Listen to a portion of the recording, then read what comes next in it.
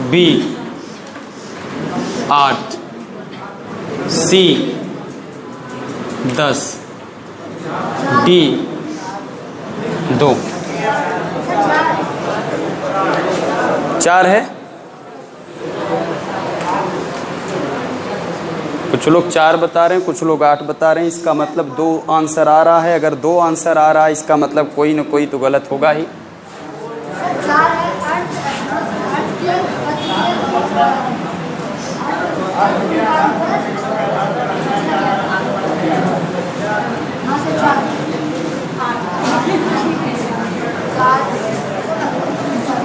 अब से आप उसको 8 पढ़िएगा,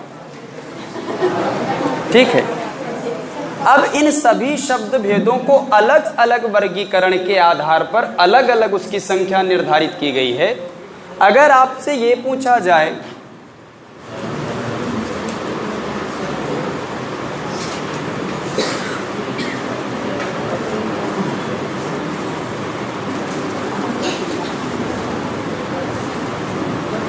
कि उत्पत्ति के आधार पर शब्द की संख्या कितनी है, तब आपका जवाब होता है 4, जिसमें से पहला है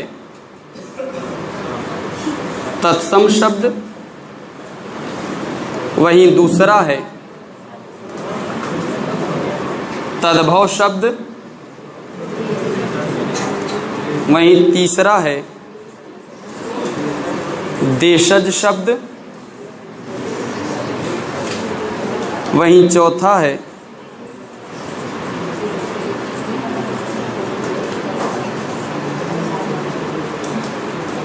विदेशज शब्द। अब लेकिन 2 और नवीन शब्द हैं जो परीक्षा में पूछे जाते हैं।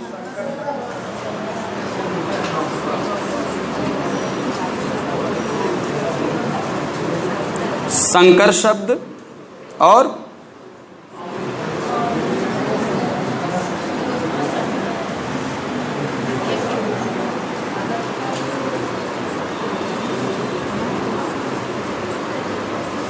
अर्ध तत्सम।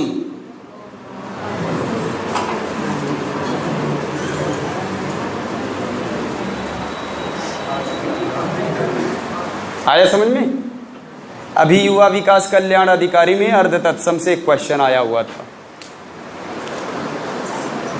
तो ये तो रहा उत्पत्ति के आधार पर इसका वर्गीकरण। वहीं अगर दूसरा आपसे कहा जाए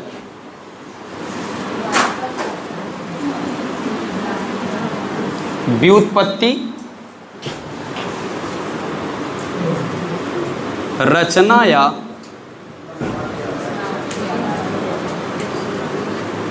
बनावट के आधार पर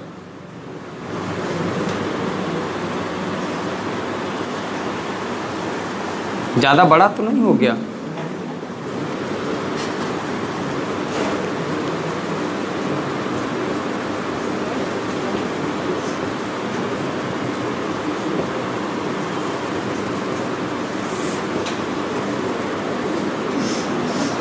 इसके कितने भेद हैं? 3 भेद हैं।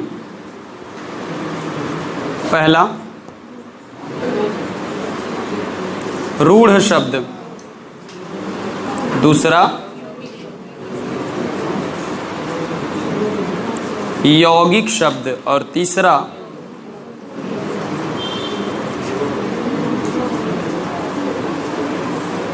योग रूढ़ शब्द। और यदि आपसे ये प्रश्न करें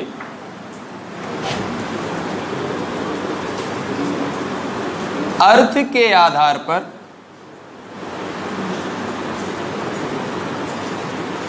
तो आपका जवाब कितना होना चाहिए? 2। पहला सार्थक शब्द और दूसरा निरर्थक शब्द। यदि वो आपसे प्रश्न करे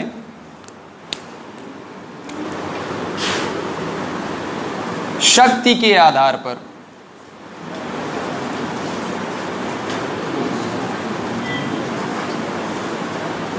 तो आपका जवाब कितना होना चाहिए? 3। कौन से? अभिधा, लक्षणा और व्यंजना। यदि आपसे पूछे रूपांतर के आधार पर,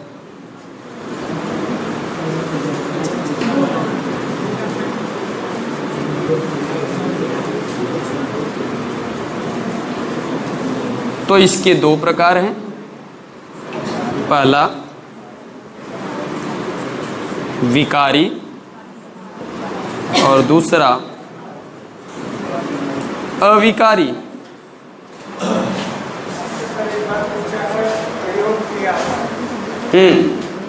दो प्रकार के होते हैं, लेकिन अविकारी और विकारी नहीं है। एक व्यवहारिक शब्दावली होता है और एक पारिभाषिक शब्दावली होता है। जो हम लोग कार्यालय में, जैसे युवा विकास कल्याण अधिकारी में पूछा था कि प्राधिकारी के लिए कौन सा शब्द उचित होगा, उसमें क्या था ऑप्शन? अथॉरिटी। ये जो है आधिकारिक शब्दावली है, प्रयोग के आधार पर उस 2 भेद के अंतर्गत माना जाता है, न कि इन दोनों को। ये हमेशा रूपांतर के आधार पर होगा, प्रयोग के आधार पर कभी भी नहीं होगा। और आपको बताएं, कुछ लोग अर्थ के आधार पर अभिधा, लक्षणा और व्यंजना को मानते हैं, है ना। कुछ लोग अर्थ के आधार पर, देखिए वास्तव में अर्थ के आधार पर 2 होता है। कुछ लोग अभिधा, लक्षणा, व्यंजना को मानते हैं। कुछ लोग अर्थ के आधार पर शब्द के 4 भेद बताते हैं। वो बताएंगे एकार्थी, अनेकार्थी, विलोम और पर्यायवाची। वो एक्चुअल में सार्थक के 4 भेद हैं, ठीक है। लेकिन वो इसके बाद आप देखेंगे, पहले इतना ग्राफ आप बना लीजिए।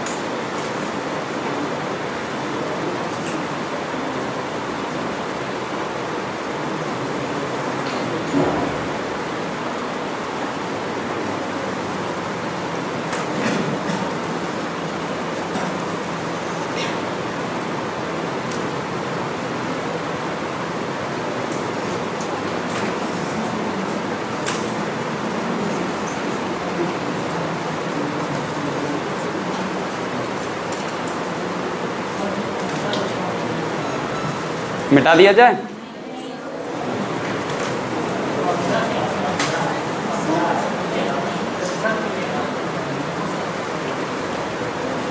क्या हुआ? हाँ, शक्ति के आधार पर अभिधा, लक्षणा, व्यंजना। माने अभिधा का क्या मतलब होता है? कहीं मीटिंग वूटिंग तो नहीं कहीं फिक्स किए हैं?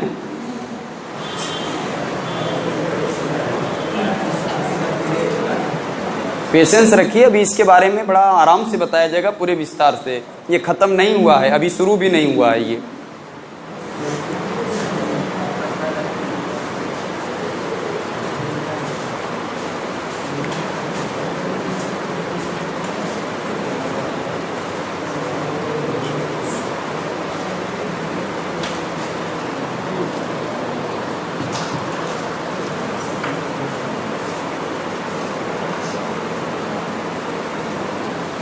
ये कोई बताए कि दैव शब्द में कौन सी संधि है? वृद्धि।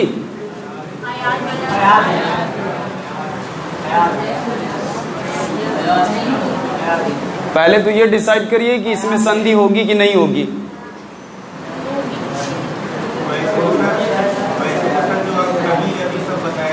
हाँ हाँ, वो तो मैं बताते समय खुद ही बताया था कि इसमें नहीं है। तो एक चीज़ और बता दे तब, संस्कृत में से नयन है कि नहीं है? नयन भवन चयन भी हटा देना चाहिए। अगर रवि कवि और हवि नहीं होगा तो तब उसे भी हटा देना चाहिए।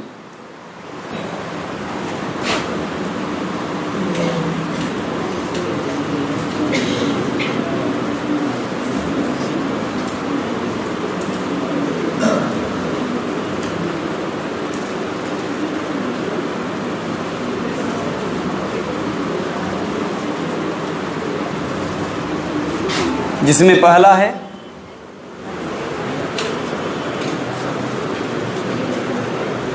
तत्सम शब्द, दूसरा है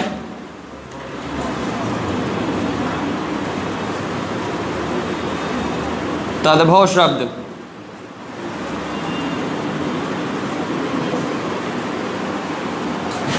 तीसरा है देशज शब्द, चौथा है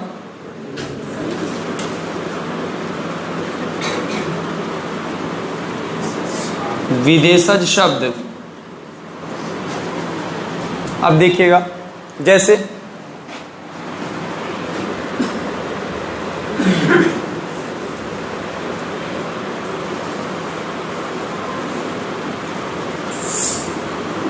कंकती, चत्वाल,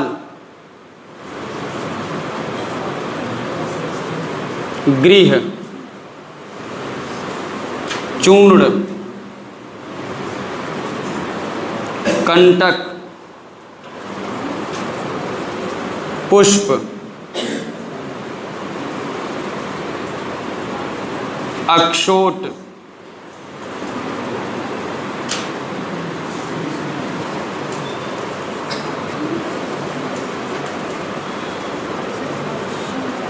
अक्षवाट, दुग्ध, दधि,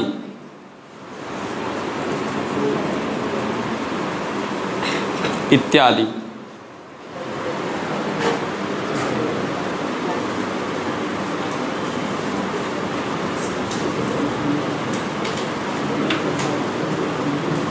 कंघी, चबूतरा, घर, चूरन, कांटा, फूल,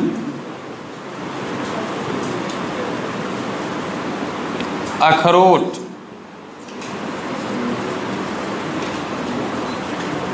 अखाड़ा,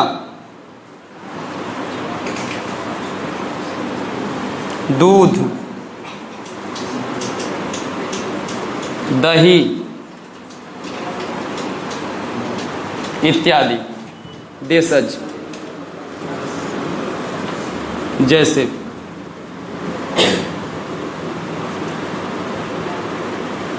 खिड़की, तेंदुआ,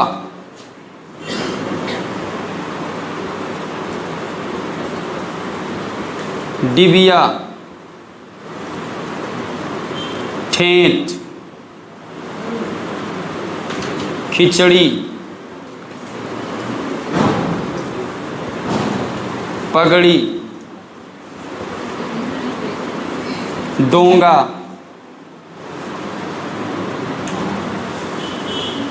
फुनगी, कटोरा, कटरा,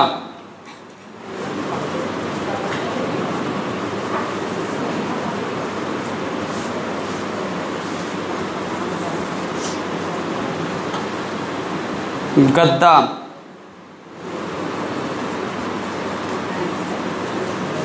खटखट,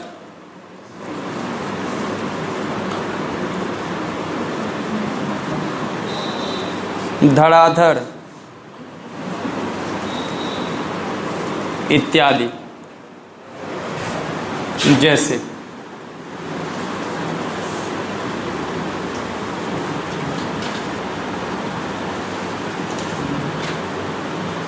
चीनी, चाय, पटाखा,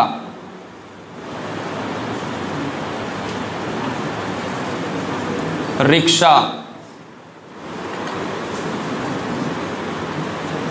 आलमारी, आलपिन, अनन्नास, तंबाकू, काजू, उपन्यास, अमीर, दरोगा, वकील, लीची,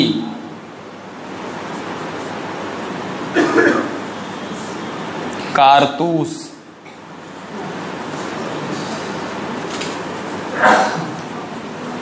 इत्यादि।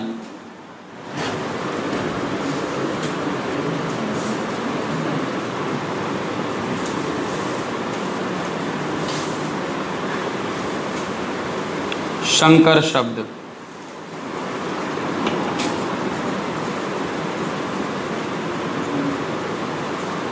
रेलगाड़ी, लाठी चार्ज,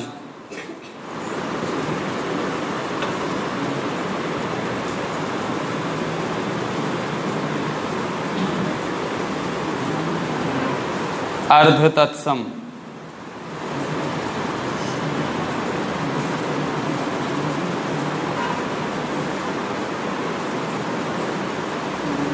अक्षर,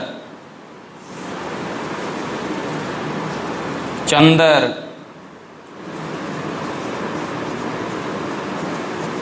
आज्ञी,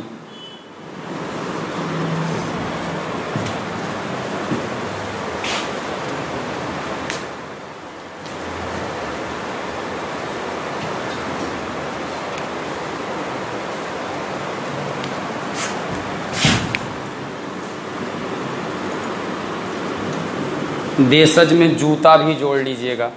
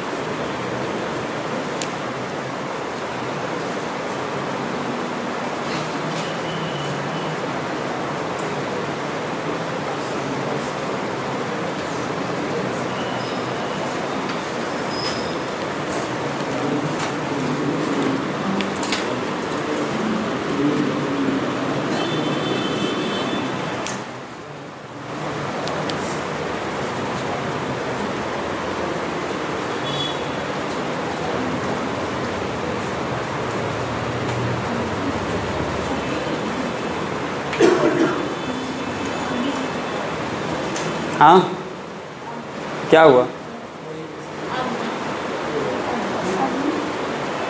अग्नि लिख देंगे तो तत्सम हो जाएगा ना, मैंने अर्ध तत्सम है वो, न तो वो पूर्ण रूप से तद्भव हो पाया है न पूर्ण रूप से तत्सम हो पाया है, इसीलिए उसे अर्ध तत्सम कहा जाता है।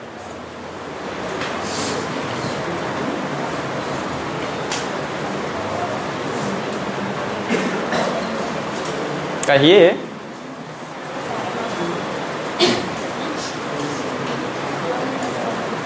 दिले ख्याली पुलाव कम पकाया करिए, बता दिया करिए कभी कभी। आग जो है वो तत्सम हो जाता। प्राकृत, प्राकृत के जितने शब्द हैं वो सभी अर्ध तत्सम के अंतर्गत आएंगे। ये एपिसोड लिखाया जाएगा आपको, ये बताने का विषय नहीं है। अगर ये बना लिए होंगे आप तो सबसे पहली हेडिंग बनाइएगा तत्सम शब्द। तत्सम शब्द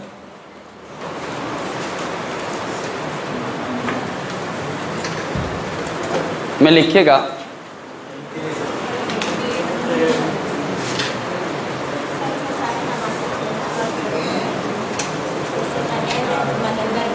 हाँ बिल्कुल बिल्कुल बिल्कुल, हाँ जिनको गवई भाषा में बोला जाता है।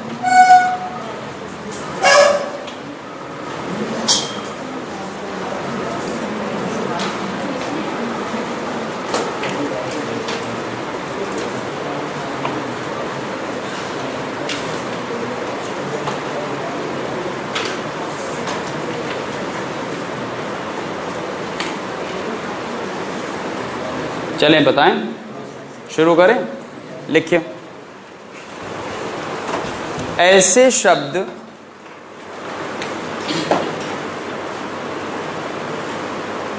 जो संस्कृत भाषा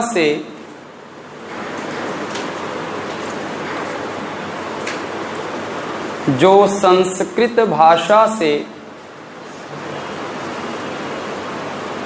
बिना रूप परिवर्तित किए, बिना रूप परिवर्तित किए हिंदी में प्रयोग किए जाते हैं, हिंदी में प्रयोग किए जाते हैं, कॉमा उन्हें तत्सम शब्द कहते हैं, उन्हें तत्सम शब्द कहते हैं। दूसरी पॉइंट लिखिएगा,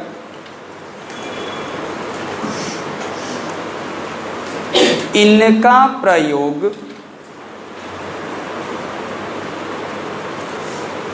लोक व्यवहार में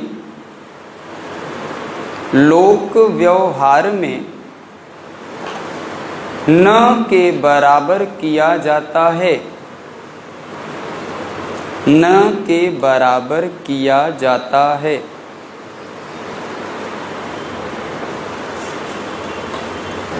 नेक्स्ट पॉइंट लिखिएगा,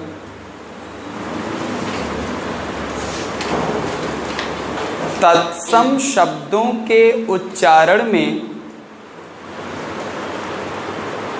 तत्सम शब्दों के उच्चारण में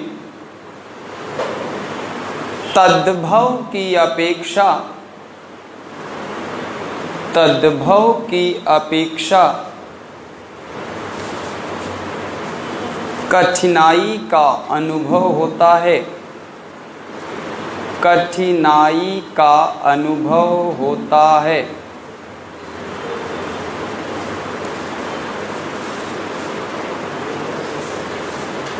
ठीक है,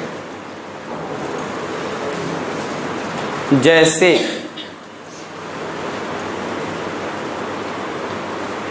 अब ये आपका होमवर्क है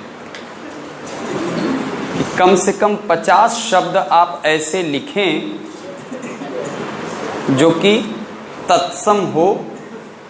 आपको एक चीज़ का ध्यान रखना होगा कि उसका प्रयोग ज़्यादातर हम लोगों के बीच में होता रहा हो। ऐसे शब्दों का प्रयोग करिए जो हमारे लिए उपयोगी हो, जो हम अपने दैनिक जीवन में इस्तेमाल करते हों। उनका यही ओरिएंटेशन होता है जब वो आपसे एग्ज़ाम पूछते हैं, एग्जामिनेशन में जब क्वेश्चन दिया जाता है, वो आपके व्यक्तिगत व्यवहार में संबंधित होता है, वो रिलेटेड होता है। ठीक है, तो ऐसे 50 शब्द लिखने हैं, उसके लिए स्पेस छोड़ करके तद्भव शब्द।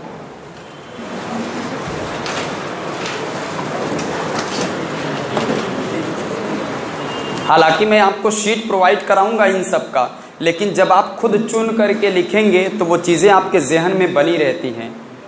ठीक है ना। और वैसे आश्चर्य के लिए आपको बता दें, आपकी परीक्षा में ये जितना इन्फॉर्मेशन मैंने लिखाया है इसी में से आ जाएगा। परीक्षा दे करके आइएगा तब मुझे बताइएगा, मैं कहीं जाने वाला नहीं हूँ। ठीक, लिखिए तद्भव शब्द में क्या हुआ, कुछ ज़्यादा बोल दिए हैं क्या? अच्छा, कभी कभी नहीं आएगा, खुश। हाँ, कभी कभी इमोशनल हो जाते हैं लोग तो हटाना पड़ता है। लिखेगा ऐसे शब्द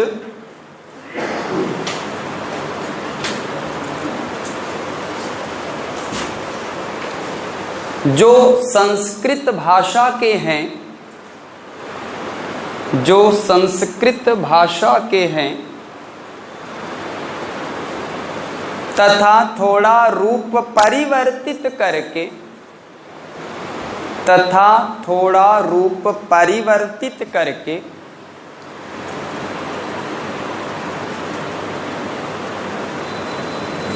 हमारे हिंदी में प्रयोग किए जाते हैं, हमारे हिंदी में प्रयोग किए जाते हैं,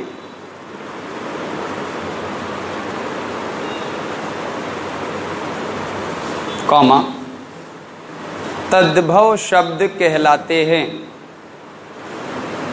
तद्भव शब्द कहलाते हैं।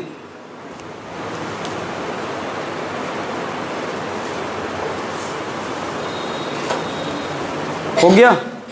नेक्स्ट पॉइंट लिखिएगा, इनका प्रयोग लोक प्रचलन में अत्यधिक होता है।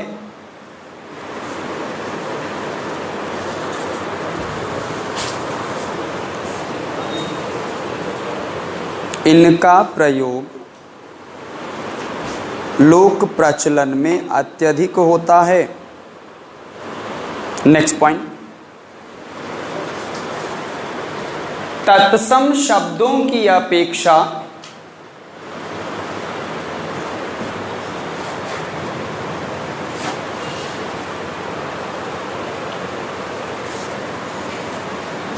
इनके उच्चारण में, इनके उच्चारण में सरलता पाई जाती है।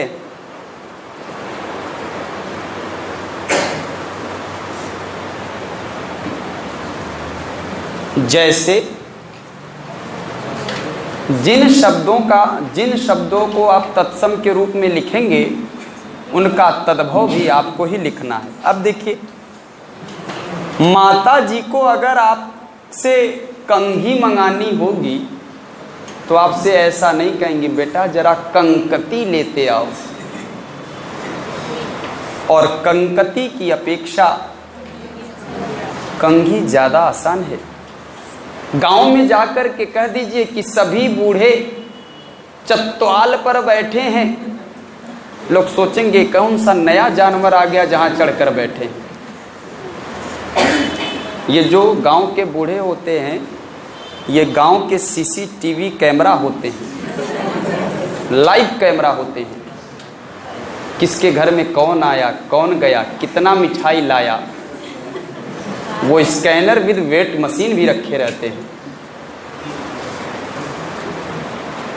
आपके पैर में अगर कांटा चुभ जाए और किसी से कह दीजिए भाई साहब मेरे पैर में कंटक चुभ गया है, कहा एक तो जो है चुभा है ऊपर से नौटंकी कर रहा है, सीधे नहीं बता सकते हो कांटा चुभ गया है, कंटक चुभ गया है, तो निकालो बैठ करके। तो ये अब आप डेयरी पर चले, भैया हमको 4 लीटर दुग्ध चाहिए, पूछेगा भैया कहाँ रहते हैं आप, या उसके एवज में जब आपसे पूछेगा भैया दूध चाहिए, वो कंफर्मेशन कराएगा कि इनके दुग्ध कहने का मतलब वही है जो मैं सोच रहा हूं। इसका मतलब यह है कि इनका प्रचलन वो लोक व्यवहार में न के बराबर होता है। माँ ये नहीं कहीं बेटा जाओ बगीचे से कुछ पुष्प चुन लाओ, कहीं जा फूल तोड़ के आओ पूजा करेगा, सीधे सीधे। तो इसका मतलब, और दूसरी चीज, आप अखरोट की अपेक्षा अखरोट कह देना हमारे आपके लिए ज्यादा आसान है, और अक्षवाट की अपेक्षा अखाड़ा कह देना ज्यादा आसान है। वहीं देशज शब्द के बारे में लिख लीजिए, उसके बाद आपको बताया जाए।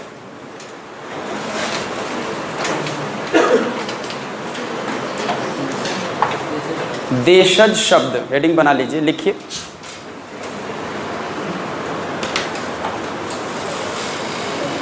ऐसे शब्द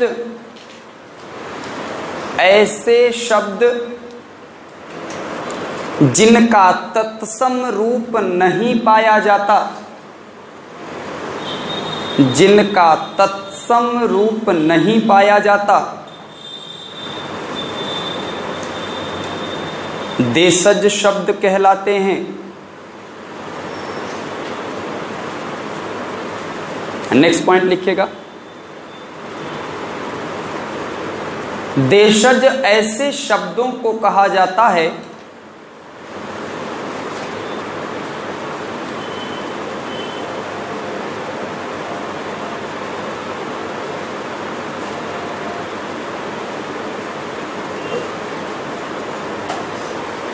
जिनका जन्म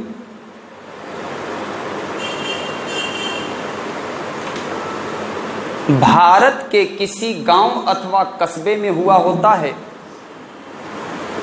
भारत के किसी गांव अथवा कस्बे में हुआ होता है।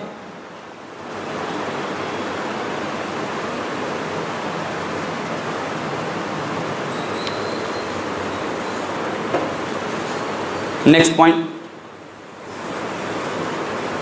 ऐसे शब्द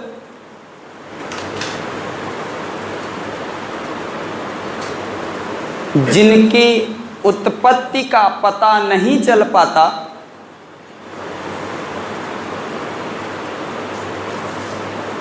ऐसे शब्द जिनके उत्पत्ति का पता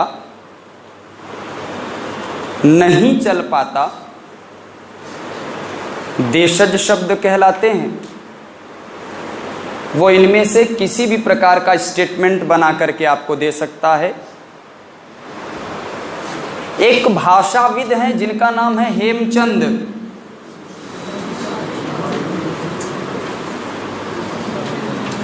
इन्होंने इसे देशी शब्द नाम दिया है। और एक विदेशी विद्वान है जिनका नाम है जॉन बीम्स।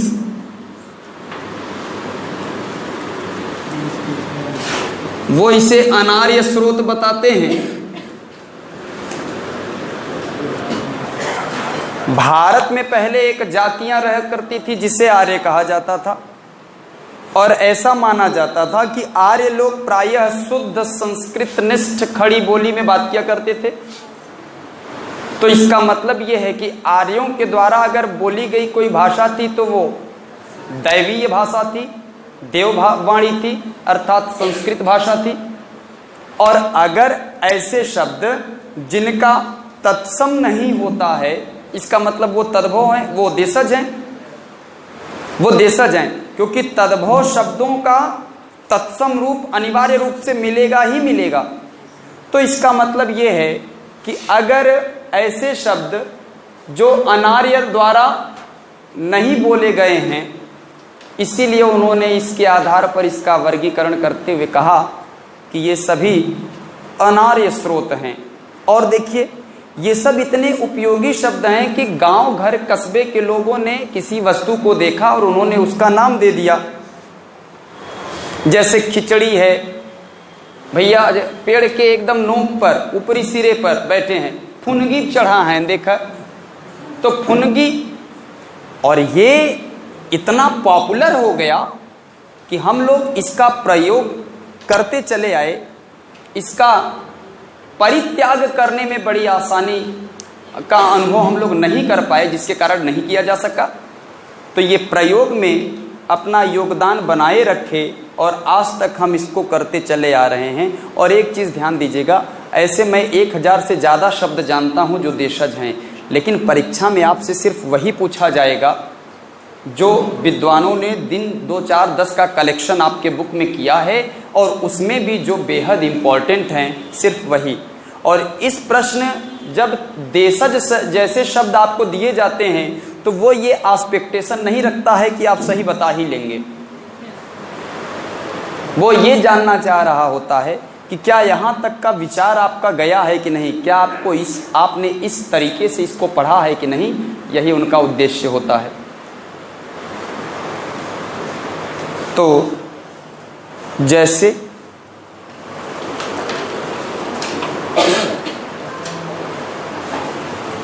दस शब्द लिखने हैं आपको, इनको छोड़कर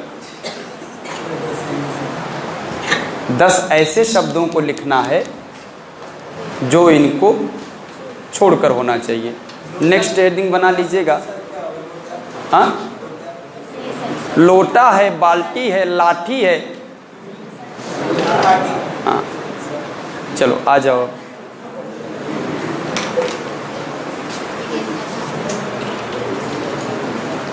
विदेशज शब्द,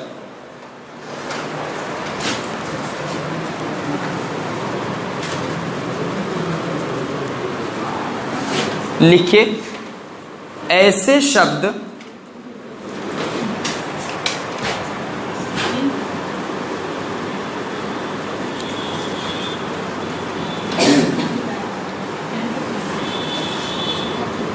जिनका उत्पत्ति, हाँ ऐसे शब्द जिनकी लिखेगा, जिनकी उत्पत्ति, उत्पत्ति शब्द स्त्रीलिंग है। ऐसे शब्द जिनकी उत्पत्ति भारत देश के बाहर हुई हो,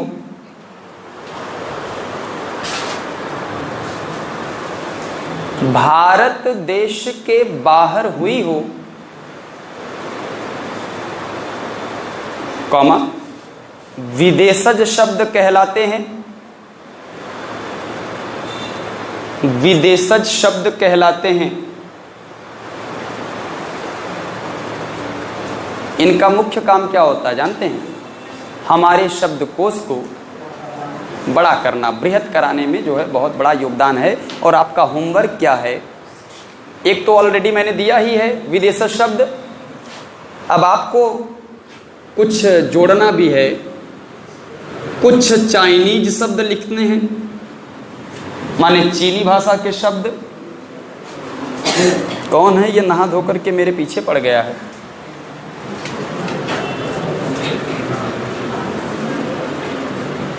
आपको जापानी भाषा के शब्द लिखने हैं, आपको डच भाषा के शब्द लिखने हैं, आपको फ्रेंच भाषा के शब्द लिखने हैं, आपको अंग्रेजी भाषा के शब्द लिखने हैं, आपको तुर्की भाषा के शब्द लिखने हैं, आपको अरबी भाषा के शब्द लिखने हैं, आपको फारसी भाषा के शब्द लिखने हैं, आपको पुर्तगाली भाषा के शब्द लिखने हैं, आपको बांग्ला भाषा के शब्द लिखने हैं,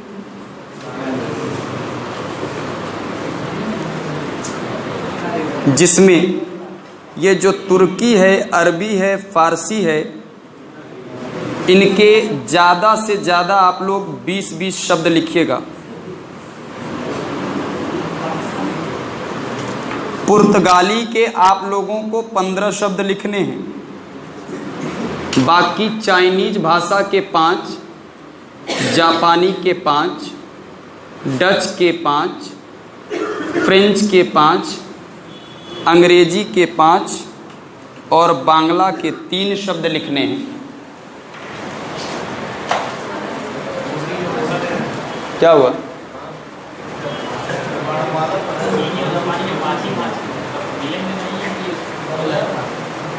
मिलेंगे नहीं, मिलेंगे तो इतने कि आप मिल नहीं पाएंगे सबसे,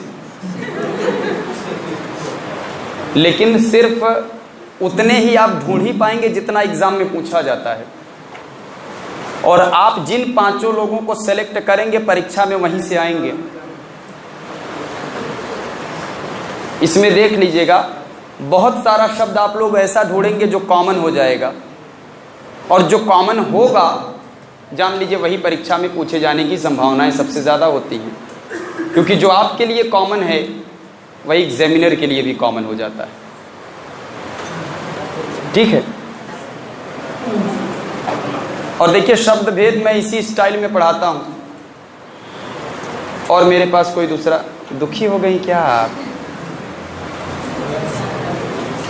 दुखी हो रही तो लिखा दूं मैं, मुझे कोई दिक्कत नहीं है, तब ठीक है।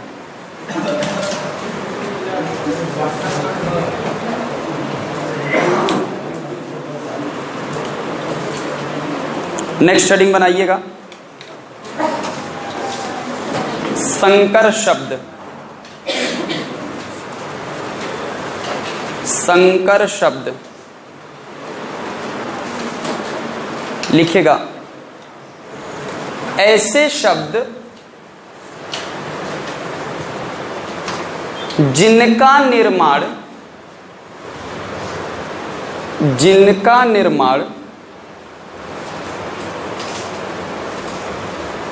दो अलग अलग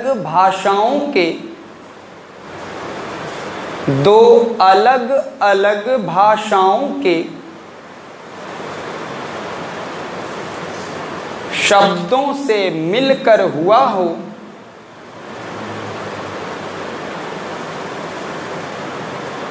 शब्दों से मिलकर हुआ हो,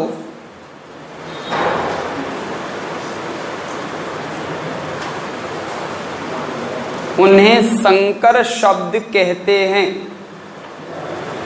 उन्हें संकर शब्द कहते हैं। संकर ही लिखेगा, शंकर मत लिख दीजिएगा। शंकर का मतलब होता है मिला जुला। शंकर का मतलब भगवान शिव, नुक्ते के हेर फेर से खुदा जुदा हो जाता है, तो ये ध्यान रखिएगा। अब देखिएगा, जैसे हम लोग बात करें ऑपरेशन किस भाषा का है? कक्ष किस भाषा का है? संस्कृत है। और भैया अगर मिला देंगे दोनों को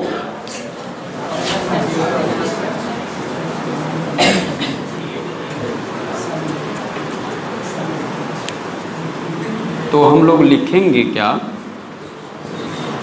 ऑपरेशन कक्ष। ठीक है। टिकट अंग्रेजी भाषा के, और घर हिंदी भाषा के, मिला करके टिकट घर। रेल अंग्रेजी भाषा के, गाड़ी हिंदी भाषा का, मिला करके रेलगाड़ी।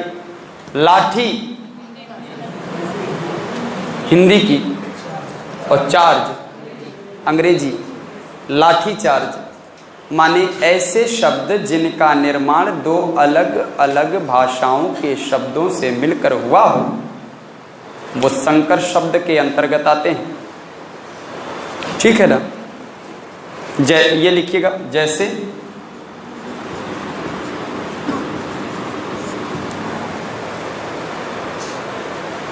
जैसे दोनों लिख लीजिएगा।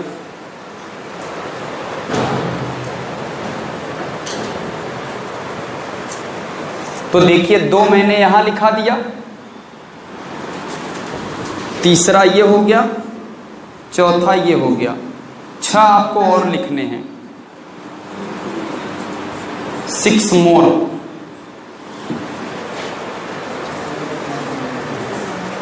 है ना? चलिए ठीक है। अगली हेडिंग, अर्ध तत्सम शब्द।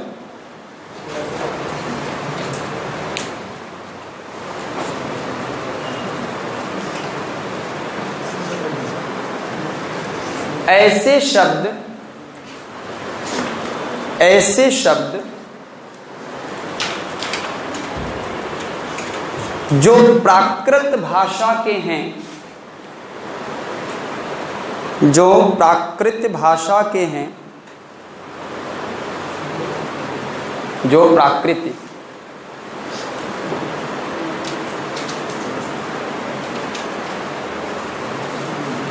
कॉमा अर्ध तत्सम कहलाते हैं।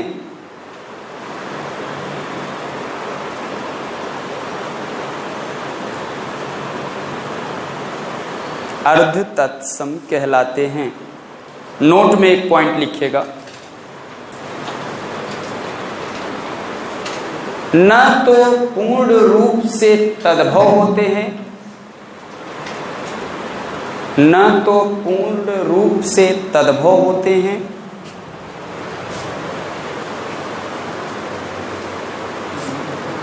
और न ही पूर्ण रूप से तत्सम होते हैं।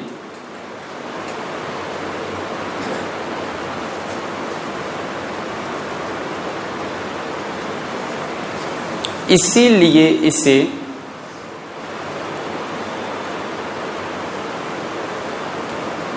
अर्ध तत्सम कहा जाता है।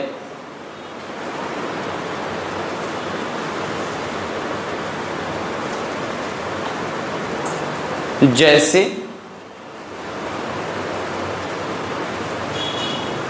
नवरात्र आने वाला है ना, 9 उदाहरण लिख लीजिएगा इसका, लेकिन इन तीनों को छोड़ करके।